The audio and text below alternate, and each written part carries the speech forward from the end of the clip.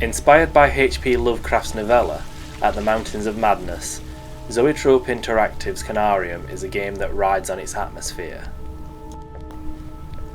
It's not really a horror game, but there's a sense of dread that's sustained throughout its sub 5 hour running time, making every step you take one that's filled with apprehension. It's a shame then, that when your character, Frank Gilman, opens his mouth to emit words, it all falls flat until he shuts up again. The boring, uncaring and monotonous delivery of his lines betrays the illusion of his plight. Starting with your awakening in a room to the sound of a pulsating device, Conarium is a laid-back adventure that has you questioning the world around you right from the very start. Wondering how you ended up in your predicament, you begin to explore the Antarctic base you found yourself in, and quickly begin to experience strange visions. Eventually, working out what's just a figment of your imagination and what's reality becomes a tricky task. Gameplay-wise, you're eased in gently. For the first hour or so, not much happens and the puzzles are very light. As you progress and find yourself getting deeper into what seems to be a horrifying madness, however, the puzzles become more fiendish.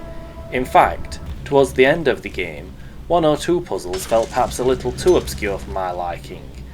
With little in the way of clues to nudge me in the right direction, I solved them with a combination of intuition and dogged determination. For the most part, making headway in Conarium felt like a rewarding process though. The satisfaction of solving a good old-fashioned puzzle never disappoints, and each location I visited was generally more visually interesting than the last. From underground caverns to strange otherworldly ruins, Conarium pulls out all the stops to get you to take your time and simply enjoy the scenery, and it's something that I recommend you do if you do pick it up.